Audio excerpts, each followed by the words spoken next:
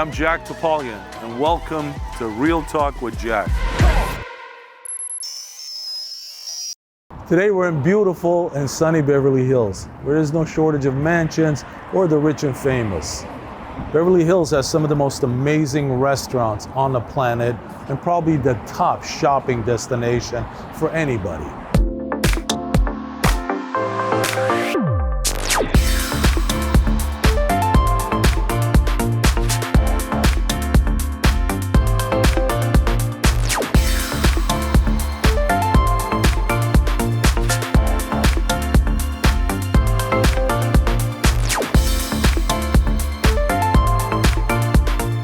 Today, we're going to have an opportunity to meet a physician who's been in business for many years in Beverly Hills, treating some of the rich and famous.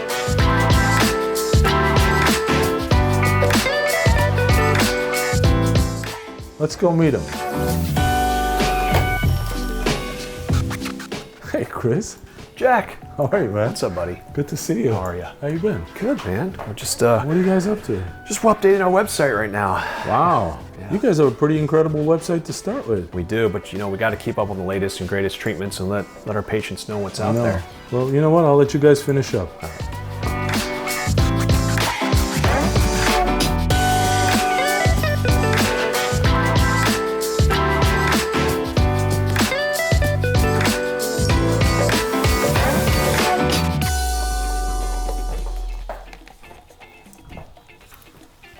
Hey, man. What's up, man? How are you? Thought I'd make myself a cup of coffee. Make yourself a home, man. I remember the first day you came in, Jack. We were sitting in one of those rooms there. We kind of talked about it. You said, yeah, I don't have the energy I used to, and et cetera. Seen you on TV a few times, too. Yeah. And really noticed, gosh, from then to now. I used to play all the heavies, right? I remember that. Yeah. But look at you now, man. Man, I know. I feel great, bro. Incredible. I've got all the weight off. I've got energy back, man. And it's like, oh my God, I'm like a whole new person. It's like, well, it's funny you said it. You actually look younger now than you did back then. even with the beard? Even with the beard. I remember seeing you then. Yeah. What is it that you do that people could benefit from? So tell us a little bit about ASANDRA MD. We wanted to create like the premier anti-aging center. And as you know, as we age, we start kind of declining overall. Our hormones drop, our physical prowess drops, our mental clarity drops. You know, a long time ago, people at your age, when the age you are now, you would think of them as in a rocking chair already. You know what I mean? Like now, they're sitting on the couch, they're already pretty much retired, they didn't have the energy that they used to. We restore all that. So you bring your levels back to like you're in your 20s again, and you benefit greatly from that. Well, you know, people are living much longer now. I mean, they're eating healthier, they're exercising on a regular basis, you know. People are much more self-conscious and aware of what it takes. And look, they want to enjoy life, especially if you live in a place like Los Angeles, Beverly Hills. Yeah. What's not to enjoy? You're absolutely right. And I think people now are more active than ever. They're having kids later, their jobs, you know, retirement age is longer now. So what we want to do is prolong that, but also give you the vitality to enjoy, you know, the last 50 years of your life, you know. So why don't you talk to me about some of the procedures that you do? Well, you know, everybody always hears about Beverly Hills and they think plastic surgery, right? But we got to feel good and revitalize yourself from the inside out as well, not just from the outside in. So we do take care of a lot of men and women, and our number one thing that we do is restoring and optimizing your hormones again. Because like I said earlier, they decline as we age, and that's why we lose the muscle mass. We get fatter, we have less energy, etc. So our number one thing that we do is we're able to check your blood, see what you need, what you're lacking in, and then restore it safely. Man, you tell me that, because when you ran my labs and I saw some of those things, I was like, I didn't even realize that some of those things were actually occurring you know, within me. And now that we've been doing the labs on a regular basis, I feel great, bro. Yeah, I remember when you came in, your labs were like that of a 75, 80-year-old.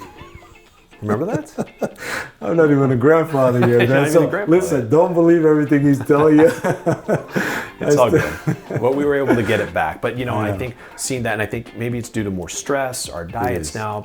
Our hormones, let's say, if you took a guy from the 50s or 60s, or a woman back then, and you looked at the comparison of their hormones back then to now, you'll actually see that men now have a lower amount of testosterone than they did way back then. And whether it's due to environmental factors, more stress, I mean, we got social media, emails, texts, everything. There's a lot of stress out there, Chris. Every day, 24/7 now. And we can't disconnect. why don't you show us around? Let's check out the place. Yeah, let's check it out. All right, man.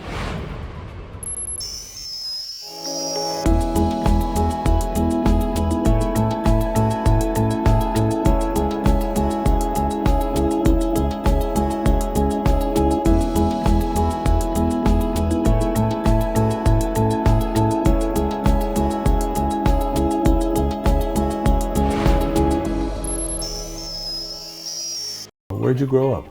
Good question. So I was actually born and raised in Kansas City, Missouri. Missouri. Way in the Midwest. Oh, Yeah. Cool. Are your parents still back there? Do you have roots back there still? A lot of my friends are still there. My mom still lives there. That's right. I've met your mom here a couple I of met my times. mom that one time. Yeah. But you know, she won't leave and all that. You know, people used to say I used to have a slight Southern accent when I came out here. Really? Yeah, and I kind of lost it. when I came You know, out. I've never been to the Midwest, and but I've heard, you know, people are very different, very different. grounded, very hospitable. Very different, very real, I should Yeah. say. You know, and I kind of wanted to bring that to my practice here too, and kind of bring that Midwestern kind of feel and charm to our practice. Well, you certainly have. I mean, I've met some of your patients, and everybody feels comfortable being in this environment. So, when you were a little boy or growing up or going through school, did you know you wanted to be a doctor? I did. You know, it was one of those things that my parents really instilled in me. I think it's my Asian roots and background. They always want you to be some sort of, you know, prestigious profession. Okay. So it's kind of instilled in me from the beginning. And, you know, in high school, I really solidified that I want to be a doctor. Right. Applied to a special program, got into a 6-year program right out of high school, right into medical school. Wow, that's pretty amazing. You don't hear that every day. You don't. It's Now, I intense. know that for a while, though, before getting into a specialized field, you worked in ER. You were an ER doctor, right? Yeah, I'm actually board certified as an emergency room physician. And I did that for about 12, 13 years. Man, that's intense. It was intense. I mean, working in an emergency room, that's intense. Yeah, I don't think it's something that you can do long term. You know, you work a lot of night, weekends, and holidays. You never know your schedule. It's all over the place. But you know what? Unfortunately, me and I'm sure a lot of people have been to the emergency room a few times, and I can tell you something for sure, that I have a whole new level of respect for the ER doctors. Absolutely. Because even though they may not be specialized in one thing, but they know a lot about a lot of different things. It's very true. And, you know, that kind of prompted me to go into this area of medicine now. Yeah. You know, I then went to did a fellowship in anti-aging and regenerative and functional medicine because I saw in the ER how many problems there were. You know, you come in there and they're on a whole laundry list of medications Right. and all this Right. and that. Like, what can we do to prevent that and help them actually get healthier? Right. You know, so you don't have to go to the emergency room. So you love living in LA? I love LA. I love LA. You know, I don't like the cost of living, the taxes, and the real Yeah, estate. the cost of living everywhere is expensive, right? Gas now. I mean, look, you know me, I'm in real estate and construction. I mean, aside from being in the film industry, which is the center, Los Angeles. Yeah. But, you know, we've looked at doing a couple of things together in real estate. Now, I know you invest a little bit in that. I do. Tell me your thoughts on that. I mean, what do you think about this real estate market right now? I think the real estate market in LA is completely different than any part of the of the United States and even California. I mean, it's always gonna be- Maybe except the Bay Area, my hometown. Yeah, because but it's pretty crazy over there. It too. is. Yeah. It is. But I think when people come from around the world, you know, they think LA. They want to be in Hollywood. They want to be in the LA. Palm versus- trees, the ocean, right? Yeah. Not necessarily San Francisco, which is a great place too, but you know, here you're never going to go wrong with the real estate here, and it's always appreciating. There's no more room to build. It is. Do you go out much? You know, I do. I like to. LA there's unlimited places to explore here, especially the food, right? Yeah. Nothing beats the food here, man. Yeah. You know. I don't know, man. You keep it up. I mean, I'm Armenian, and we eat a lot to begin with. But I've been watching myself lately. It's good. You know? I love Armenian food, though. Where do you like going? I mean, you have a couple of favorite restaurants. I don't know the names, but I usually head up to the Glendale area. Head up a couple places there, but I always like a good steak. You know, a good steak, good. I'm not really. I like some Asian That foods. steak you and I. Oh, I had. remember that. Musso and Frank. Wow, it was a cool place. So Chris Love and the I place. went to Musso and Frank one time, and then I was like, "Hey man, I want a booth." And they set us at that booth in the back, and then the waiter comes over and he goes, "Do you realize that Jack Nicholson's booth?" Tell me, like, one of your favorite or one of the most exotic places you've been to. You know, my family comes from Thailand. So Southeast Asia, my dad still lives there. I like to visit Thailand. You know, it's been locked down. I heard the beaches are amazing, man. No, it's pristine. It's amazing there. But you know, they had the whole COVID thing came up and all that. So I like going to Southeast Asia, getting away. It's a different lifestyle. It's a different culture there. Food's good, and you just kind of escape LA for a bit. As much as I love LA, it's good to get away from it, your home environment, and just decompress. I know, but it's good to travel. Not only you get to, you know, see other places, you meet other cultures, you try different foods. I mean, it's just, I mean, look, America is like a big melting pot. It is. Of immigrants. We all come from somewhere, right? And that's right. what makes it so great. But it's also good for us to explore other cultures. Right? Yeah. Well, that's the cool thing about LA. I mean, you've got Little Armenia, Thai Town, yeah, Chinatown, right next door to one another, right? Koreatown. Yeah. You can try the most authentic food just down the street. There's a comfort level here, right? There is. You know, the weather's always good here. I love the culture, the people, the diversity. I mean, you got so many different, you know, cultures and races that are just mixed in here in LA. And I like feeling that way, because you know where I came from, it was pretty much all Caucasians. You know, I grew up around a lot of racism in the Midwest. That's unfortunate, man. And unfortunately, that still is around in some places. Yeah, it is still there. Yeah. I know that I've been a victim of that too. You know? Really? Oh yeah, man. I used to get stopped at the airports all the time when I traveled. I used to have a heavier beard. After 9/11? Yeah, I would get searched, and I would way. get, but you know, I mean, That's horrible. Look, it's happened to everybody. You know, I have African American friends. I have friends of all backgrounds. You know, and unfortunately, some of that still exists, and it's an unfortunate part of our culture. You know, people, listen, we need to understand that we're all the same. At the end of the day, we're all the same people. You know, we breathe and eat the same foods and live the same lives, man. Yeah, I can tell you as a doctor, we all have the same colored blood. I know. It's all red. What advice would you give someone young wanting to go into medicine? What would you say? Don't do it. No, I'm kidding. No, what you really want to do is you really got to have a passion for wanting to be a doctor. It's not the same like it used to be.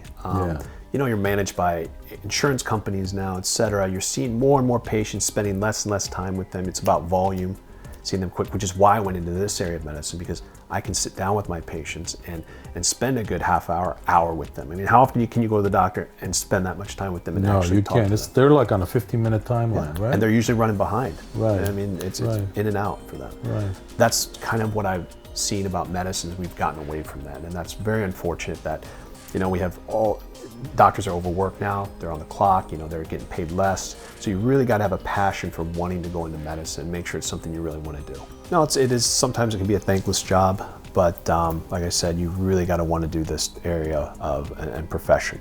Do you think economically, you know, things will slow down? I mean, you see a lot of people from all walks of life here. Yeah, we feel it. I mean, I'm doing construction right now, and labor and materials are up 40-50% now. Right.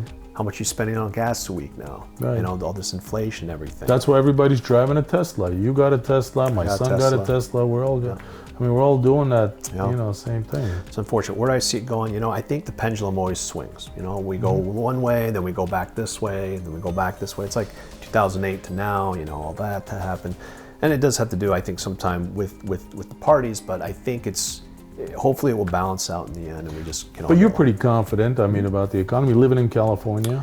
Yeah. I mean, real estate and construction is always going to be a top notch, right? Huge here. I mean, you see renovations and houses being knocked down all the time, new ones popping up. So I think real estate's always great in LA. You're not going to lose. In LA, there's nowhere else to build. No. LA or anywhere in California for that matter. Yeah, it's just like the place to be. You don't get weather like this. You don't get the oceans and everything. Just our taxes. Hey, you know, there's always something somewhere, man. It's sacrifice, but you know, I do see the economy coming back. Just got to hang in there. I think, you know, I'm confident. That's what I see. I know, like you said, everything kind of goes in waves, and it gets a little tough, and then it gets a little easier. But you know, we just kind of ride it out. Yeah, I think we'll come So, you're an independent business owner, and that's the heart and soul of America. Right. Small business owners, and most people don't realize a small business owner is someone that's classified with 500 employees or less, and that's probably 95% of all the businesses in America, and you fall right into that category. Right. So, what kind of advice would you give someone who wants to start their own business?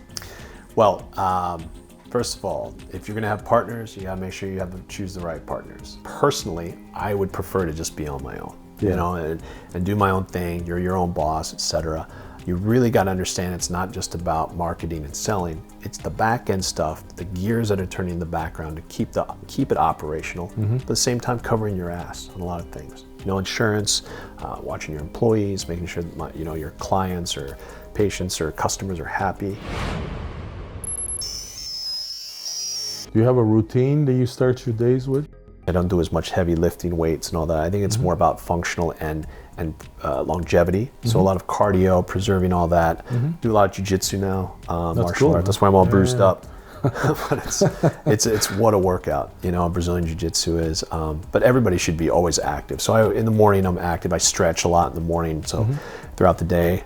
Get your body warmed up and going, right? Yeah. Eat a good breakfast, and then I always eat breakfast. That's the thing. A lot of people skip breakfast. I don't believe in that. I think it's important that you eat a little something every morning. Yeah. Then at night I go work out.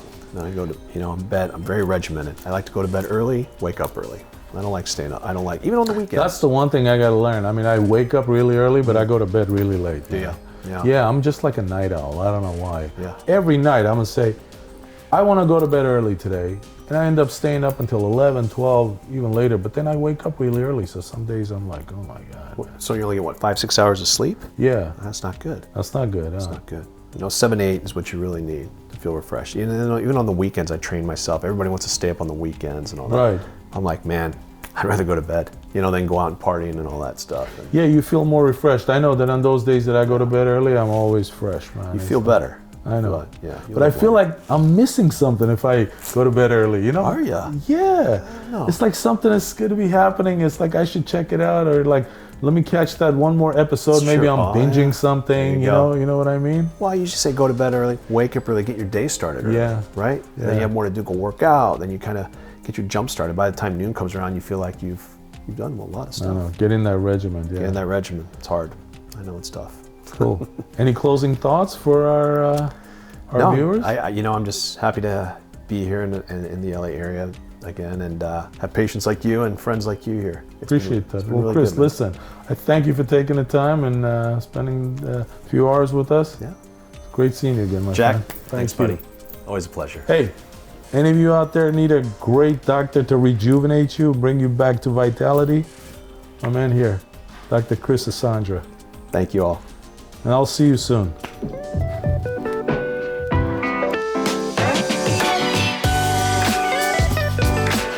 Well, that's it for today's episode. Thank you for joining us, and I hope you enjoyed meeting Dr. Chris ASANDRA and hearing about his amazing practice. I look forward to seeing you guys next time on Real Talk with Jack.